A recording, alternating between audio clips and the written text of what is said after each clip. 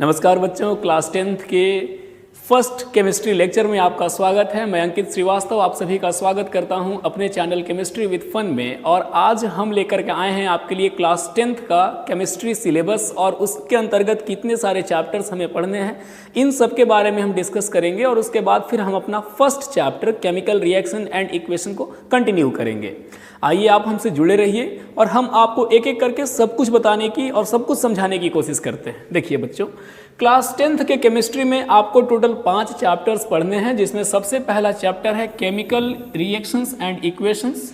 ठीक है, इस चैप्टर के अंतर्गत आपको केमिकल रिएक्शन के कौन कौन से कंडीशन होते हैं, आप किस प्रकार से आइडेंटिफाई कर पाओगे कि केमिकल रिएक्शन कहाँ हो रहा है, नहीं हो रहा है, और कौन कौन से टाइप के केमिकल रिएक्शंस होते हैं, उनके इक्वेशंस कैसे लिखे जाते हैं, हम इनके बारे में इस चैप्टर में डिस्कस करेंगे। ठीक है, उसके बाद सेकंड चैप्टर जो है वो एसिड, बेस और सॉल्ट है। Third chapter metal non metal है। Fourth carbon and its compound है। और पांचवा पीरियोडिक क्लासिफिकेशन ऑफ एलिमेंट्स है। ये 5 चैप्टर के अंतर्गत आपका पूरा केमिस्ट्री का सिलेबस यही इसी में इन्वॉल्व है, और इतना ही आपको पूरे क्लास 10th में पढ़ना है। आज जो बेसिकली हम बात करेंगे बच्चों, वो करेंगे केमिकल रिएक्शंस एंड इक्वेशंस को लेकर के। ठीक है, तो आइए हम सबसे पहले आपसे बात करें कि हम केमिकल रिएक्शन किसको कहते हैं। देखिए, केमिकल रिएक्शन क्या चीज़ है। कहता है कि जब 2 या 2 से अधिक सब्सटेंस आपस में रिएक्ट करते हैं तो वो आपस में रिएक्ट करके कुछ नए सब्सटेंस का निर्माण करते हैं, जिनकी प्रॉपर्टी पहले वाले से एकदम अलग होती है। तो अगर आपको ऐसा कहीं ऑब्जर्वेशन दिख रहा है जिसमें 2 सब्सटेंसेस या उससे अधिक सब्सटेंसेस रिएक्ट करके कुछ नया बनाते हैं, तो इस प्रोसेस को हम केमिकल रिएक्शन का नाम देते हैं। देखिए, यहाँ कहता है कि जब एक ऐसा प्रोसेस जिसमें न्यू सब्सटेंसेस का निर्माण होता है और वो न्यू सब्सटेंस की प्रॉपर्टी भी न्यू होती है, यानी वैसा प्रोसेस जिसमें नए सब्सटेंस और उनके नए प्रॉपर्टी का निर्माण होता है, वो केमिकल रिएक्शन कहलाते हैं। अब केमिकल रिएक्शन में होता क्या है कि ऐसा नहीं होता कि एक एलिमेंट का एटम दूसरे एलिमेंट के एटम में चेंज हो जा रहा है, ऐसा नहीं होता है। किसी भी केमिकल रिएक्शन में बस एटम्स का रीअरेंजमेंट होता है। जैसे एग्जांपल के लिए सपोज कीजिए, मान लीजिए कि हाइड्रोजन और क्लोरीन आपस में रिएक्ट कर रहे हैं, तो हाइड्रोजन और क्लोरीन के आपस में रिएक्ट करने से हाइड्रोजन क्लोराइड का निर्माण हो रहा है, सपोज कीजिए बच्चों। तो देखो यहाँ होता क्या है, यहाँ पर होता ये है कि हाइड्रोजन का अरेंजमेंट अभी हाइड्रोजन के साथ है, क्लोरीन का अरेंजमेंट क्लोरीन के साथ है।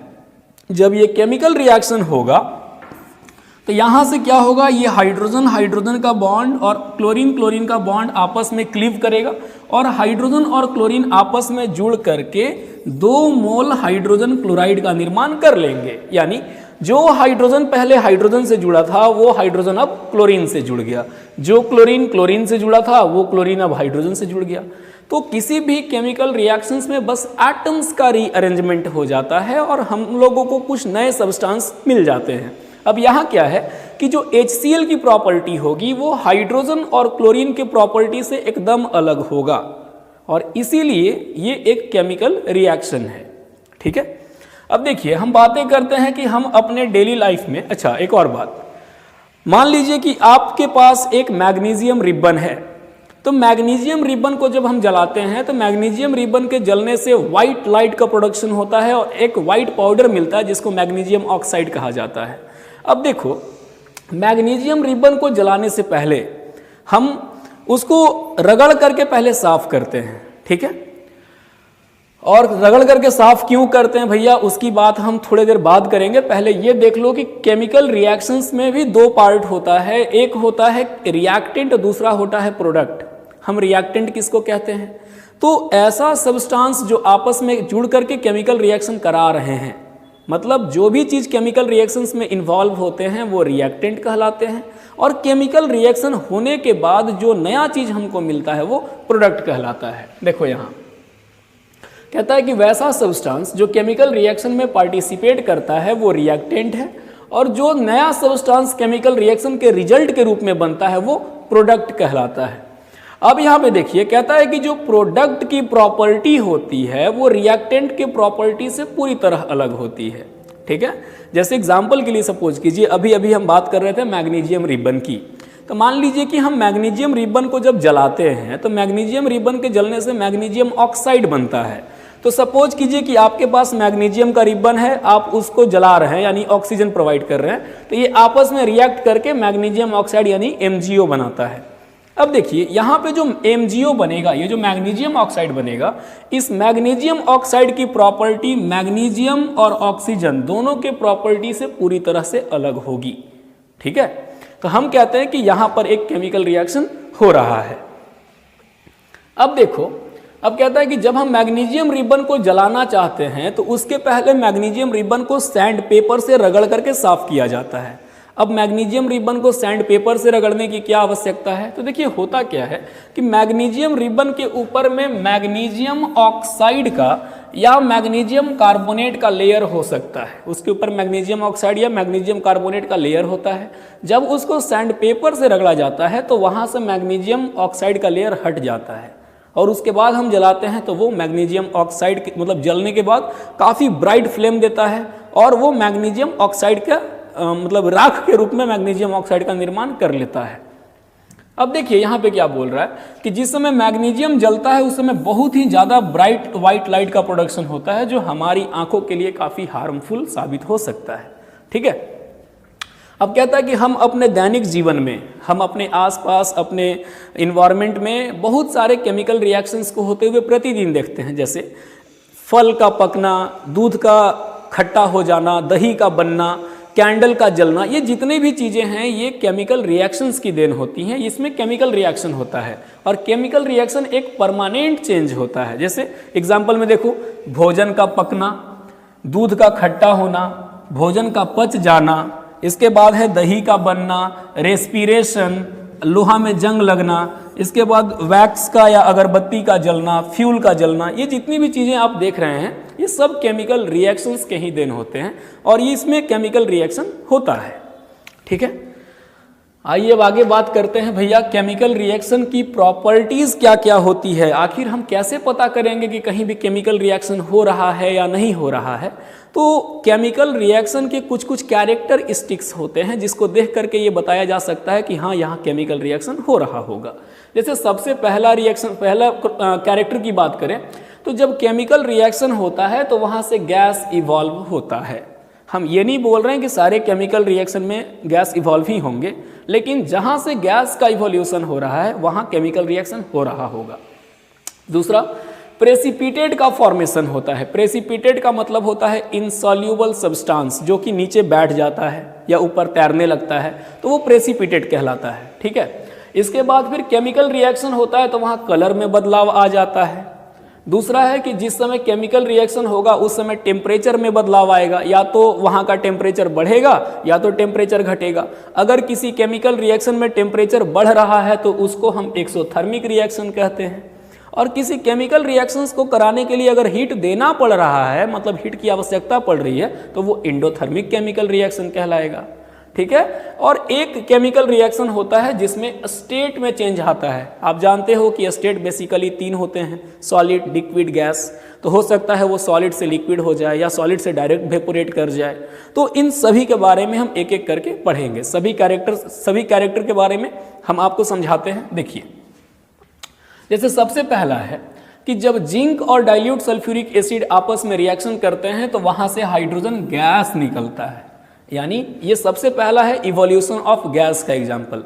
मान लीजिए कि आपके पास जिंक मेटल है, जब जिंक मेटल सल्फ्यूरिक एसिड से रिएक्शन कर रहा है तो सल्फ्यूरिक एसिड हम डाइल्यूट ले रहे हैं, डाइल्यूट मतलब उसमें पानी की मात्रा ज़्यादा है। ठीक है, तो ये क्या करेगा, ZnSO4 का निर्माण करेगा और यहाँ पर H2 गैस निकलता है। H2 जो है वो गैस के रूप में निकल जाता है। यहाँ G है, G फॉर गैसियस। तो बच्चों देखिए यहाँ होता क्या है, जिस समय जिंक और सल्फ्यूरिक एसिड रिएक्ट करते हैं तो यहाँ पर हाइड्रोजन गैस इवॉल्व हो रहा है। ये आपका एक तरह से एक्सोथर्मिक केमिकल रिएक्शन का भी एग्जाम्पल हो सकता है, क्योंकि यहाँ से हीट इवॉल्व होता है। जिस बर्तन में या जिस बीकर में ये रिएक्शन होता है वो गर्म हो जाता है, तो जहाँ से हीट प्रोड्यूस हो रहा है तो एक्सोथर्मिक रिएक्शन भी हो सकता है। ठीक है, उसके बाद कहता है कि chemical reaction between sodium carbonate and hydrochloric acid. तो देखिए, सोडियम कार्बोनेट होता है Na2CO3, जब ये रिएक्शन करेगा HCl से तो यहाँ से निकलेगा आपका NaCl plus H2O plus CO2, यहाँ कार्बन डाइऑक्साइड गैस निकल रहा है बच्चों, ठीक है। इसको बैलेंस कर दीजिए, यहाँ 2 से मल्टीप्लाई कर दीजिए, 2NaCl, देख लो बैलेंस्ड है या नहीं, 2 NaCl, यहाँ पर 1 क्लोरीन है, यहाँ भी 2 से गुना कर देंगे, 2 हाइड्रोजन, हाँ बैलेंस हो गया, ठीक है।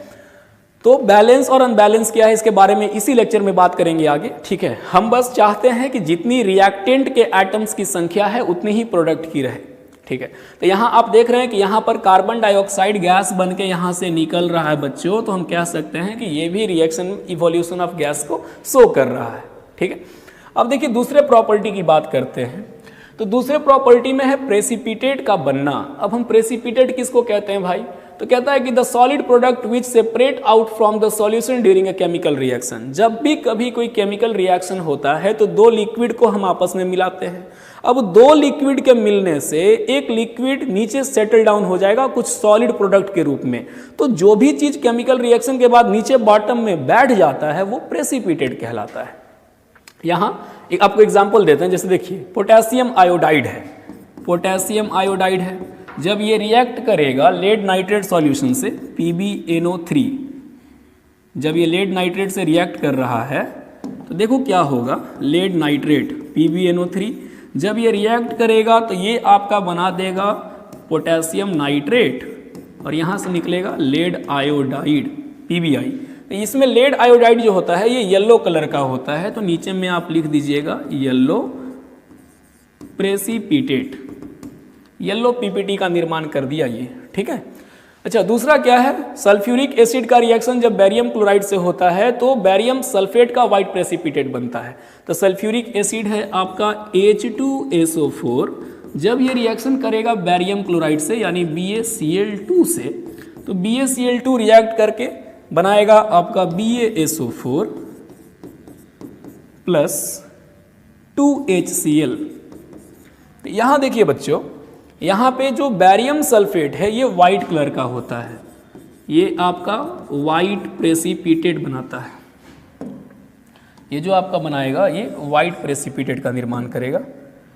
तो हम यहाँ पे लिख सकते हैं कि ये वाइट PPT है, वाइट PPT, वाइट प्रेसिपिटेट।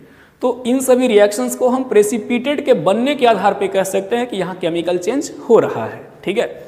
अब हम अगली बात करते हैं चेंज इन कलर की। देखिए आपको केमिकल रिएक्शंस को कलर के चेंज आने पर भी, मतलब कलर में चेंज आने के आधार पर भी हम कहते हैं कि रासायनिक अभिक्रिया हो रही होगी। जैसे एग्जांपल के लिए देखो, जब सिट्रिक एसिड जो है वो पोटेशियम परमैंगनेट से रिएक्ट करता है, बच्चों पोटेशियम परमैंगनेट पर्पल कलर का होता है।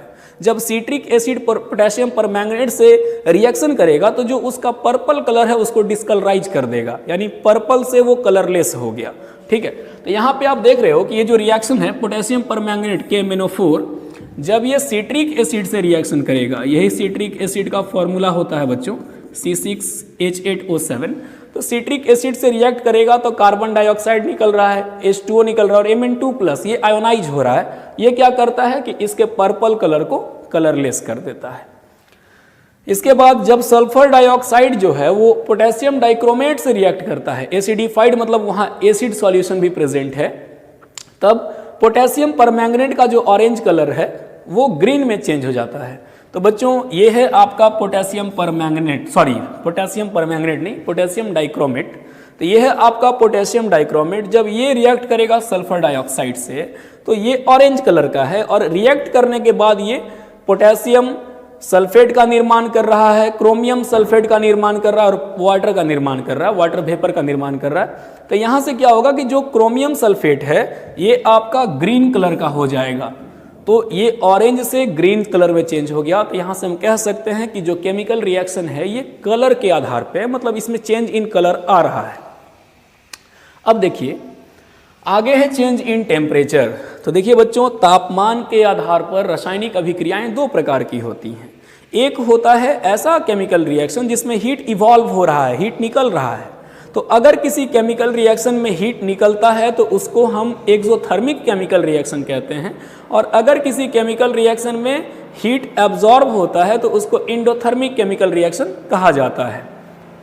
और अगर किसी केमिकल रिएक्शन में हीट की आवश्यकता पड़ती है, मतलब जब तक हम उसको हीट नहीं देंगे वो केमिकली रिएक्ट करेगा ही नहीं, तो ऐसे रिएक्शन को एंडोथर्मिक केमिकल रिएक्शन कहा जाता है।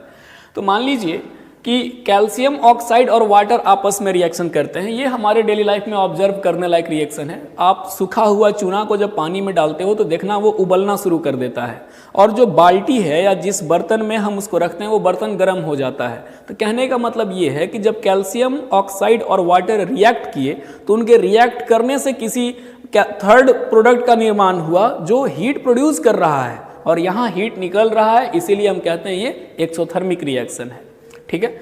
और वैसा केमिकल रिएक्शन जिसमें हीट एब्जॉर्ब होगा उसको एंडोथर्मिक कहा जाता है। जैसे बैरियम हाइड्रोक्साइड और अमोनियम क्लोराइड, ये आपस में जब रिएक्ट करते हैं तो इससे अमोनिया बनता है। मेजर प्रोडक्ट अमोनिया बनाने के लिए इस रिएक्शन को कराया जाता है, और यहाँ बैरियम क्लोराइड भी बनेगा और वाटर वेपर भी बनेगा।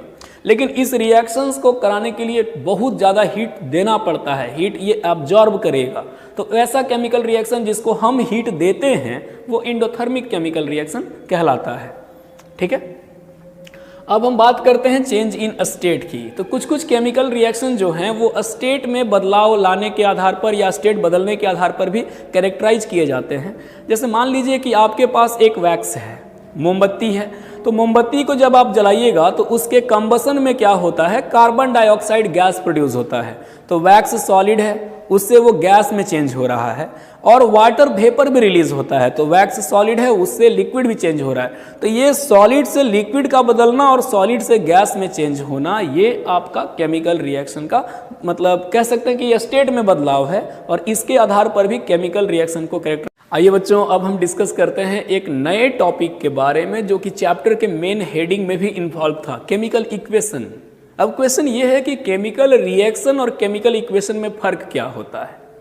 तो हम आपको बताएं कि जब दो पदार्थ आपस में रिएक्ट करके किसी तीसरे को बनाते हैं जिसकी प्रॉपर्टी पहले दो से अलग होती है, वो केमिकल रिएक्शन कहलाता है। लेकिन जब हम किसी सिंबल के द्वारा या किसी फॉर्मूला के द्वारा केमिकल रिएक्शन को लिखते हैं तो इस रिप्रेजेंटेशन को केमिकल इक्वेशन कहा जाता है। यानी अगर हाइड्रोजन और ऑक्सीजन के मिलने से पानी बन रहा है बच्चों, तो उसको आप रिप्रेजेंट कैसे करोगे।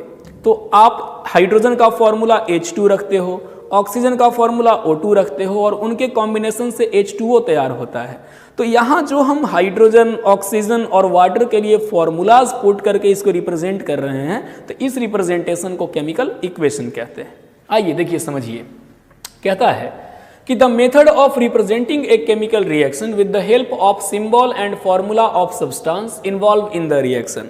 किसी केमिकल रिएक्शन में जितनी भी सब्सटेंस रिएक्ट कर रहे हैं, बन रहा है, तो इनको अगर हम उनके सिंबल के द्वारा रिप्रेजेंट करते हैं तो इस रिप्रेजेंटेशन को ही केमिकल इक्वेशन कहा जाता है।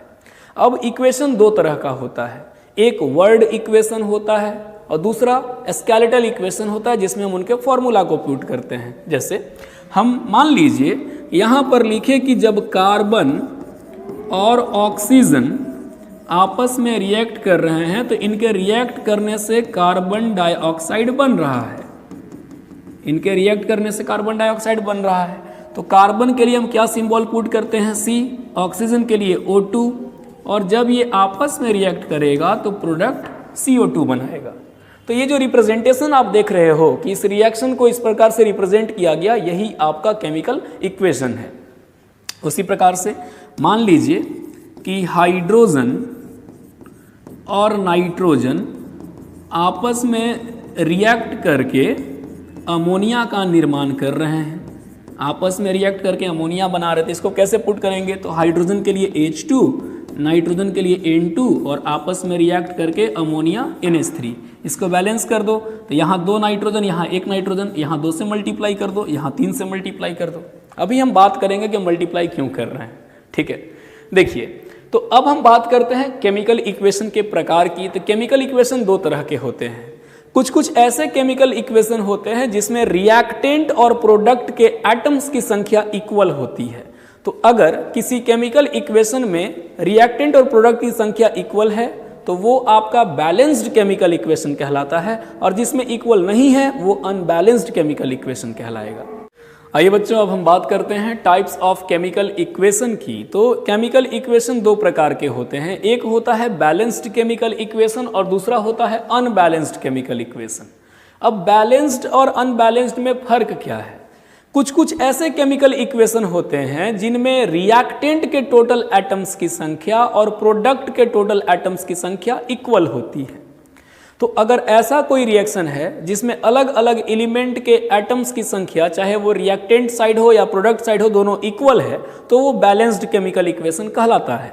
जैसे मान लो यहाँ डेफिनेशन देखा जाए तो the chemical equation which has equal number of atom of different elements in reactant and product is called balanced chemical equation. Reactant और प्रोडक्ट दोनों साइड में अलग अलग एटम्स जो हैं, अलग अलग एलिमेंट्स के, उनकी संख्या बराबर होनी चाहिए।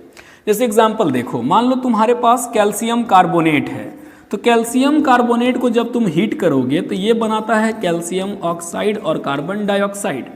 तो यहाँ पर अगर हम एटम्स को काउंट करें तो रिएक्टेंट कैल्शियम कार्बोनेट हुआ, प्रोडक्ट ये दोनों हुआ। तो यहाँ पर कैल्शियम एक है, यहाँ भी कैल्शियम एक है, यहाँ एक कार्बन, यहाँ भी एक कार्बन, यहाँ 3 ऑक्सीजन, देखो यहाँ 1 और 2 3 ऑक्सीजन, मतलब टोटल एटम्स की संख्या आपस में इक्वल होती है। और किसी भी केमिकल इक्वेशन को बैलेंस करने की आवश्यकता इसलिए होती है ताकि वो law of conservation of mass का पालन कर सके। और law of conservation of mass class 9th के बच्चों को बताया जाता है कि किसी भी केमिकल इक्वेशन में रिएक्टेंट का टोटल मास प्रोडक्ट के टोटल मास के इक्वल होना चाहिए। जब एटम्स ही इक्वल नहीं होंगे नंबर में, तो फिर कहाँ से उनका मास इक्वल होगा? ठीक है, इसलिए हम इसको बैलेंस करते हैं। और भी एग्जाम्पल देखते हैं। मान लीजिए कि आपके पास जिंक है और इसका रिएक्शन हम सल्फ्यूरिक एसिड से करा रहे हैं।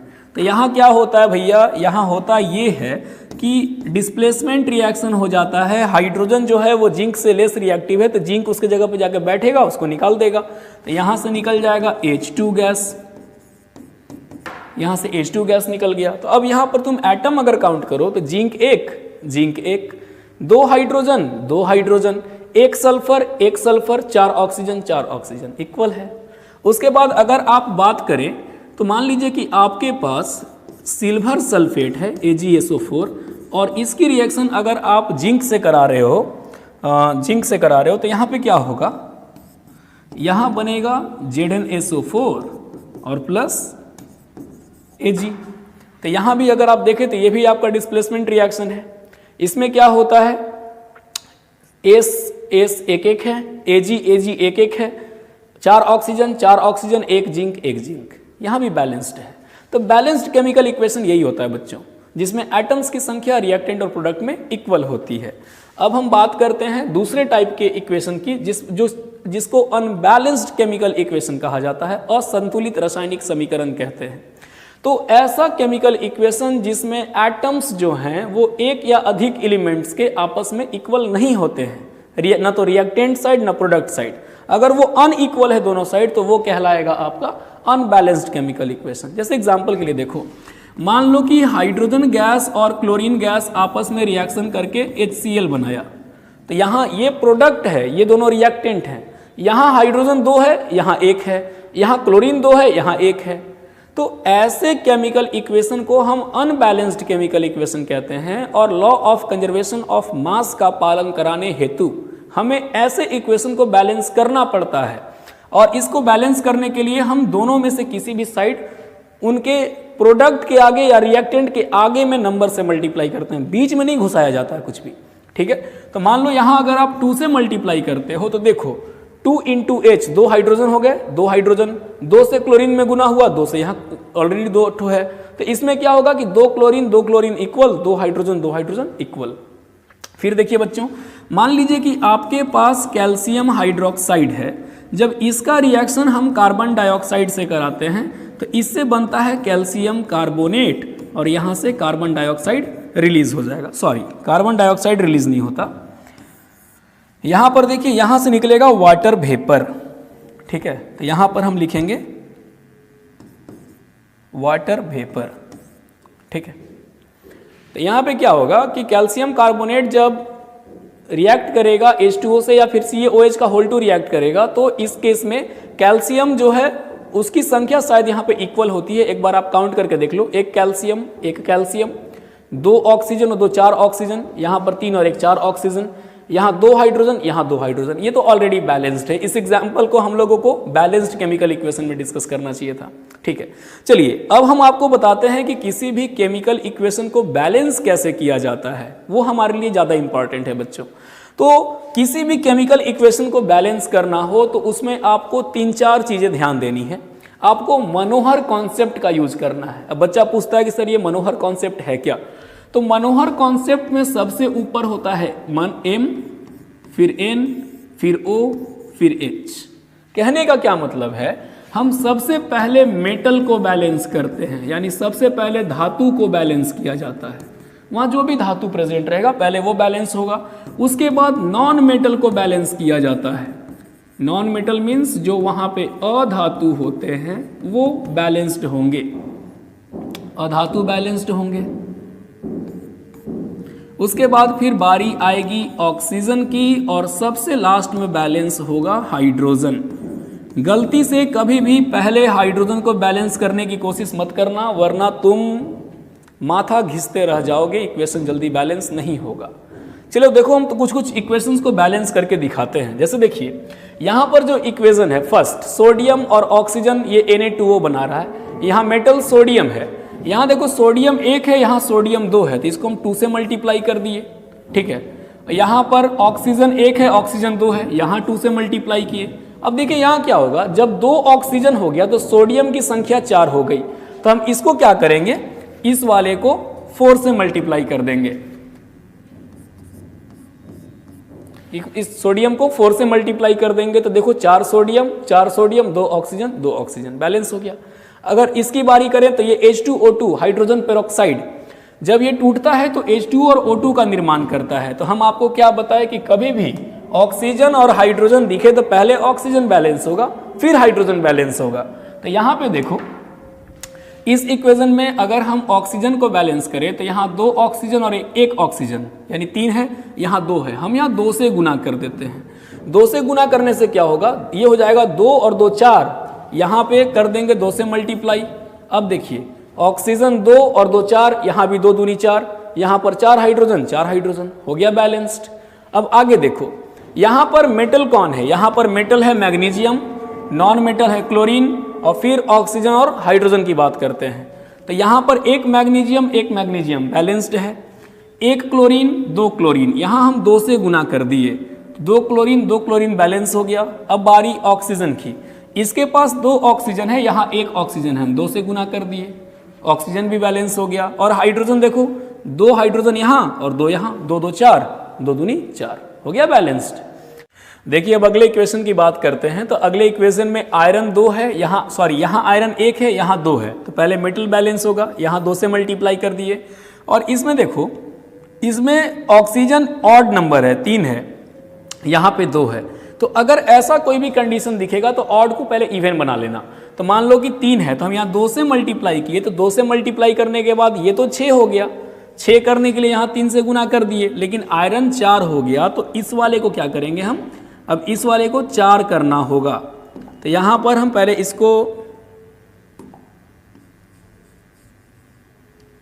इसको हम 4 से मल्टीप्लाई किए। अब देखो तो 4 आयरन 6 ऑक्सीजन बैलेंस हो गया। अब यहां देखिए बात करते हैं एल्यूमिनियम हाइड्रोक्साइड की। तो एल्यूमिनियम हाइड्रोक्साइड में यहाँ 2 एल्यूमिनियम, यहाँ 1 एल्यूमिनियम, 2 से गुना हो गया, एल्यूमिनियम इक्वल हो गए। अब बात करें ऑक्सीजन की तो 3 और 1 4 ऑक्सीजन है, यहाँ पर ऑक्सीजन कितना है भाई, यहाँ 3 दूनी 6 ऑक्सीजन है, तो यहाँ हम कितना से गुना कर दिए, 3 से। अब 3 ऑक्सीजन यहाँ 3 ऑक्सीजन यहाँ 6 हो गया। अब देखो हाइड्रोजन कितना है, 3 दूनी 6, तो यहाँ पर 3 दूनी 6, देखो 2 एल्यूमिनियम 3 दूनी 6 ऑक्सीजन, 3 यहाँ 6 ऑक्सीजन, 3 दूनी 6 हाइड्रोजन, 3 2 जा 6। इस प्रकार से आप बैलेंस करते हैं केमिकल इक्वेशन को।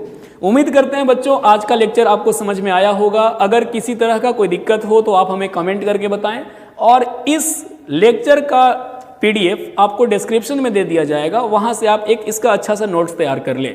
उसके बाद अगले लेक्चर में हम मिलेंगे टाइप्स ऑफ केमिकल रिएक्शंस को लेकर के। ठीक है, तब तक के लिए नमस्कार।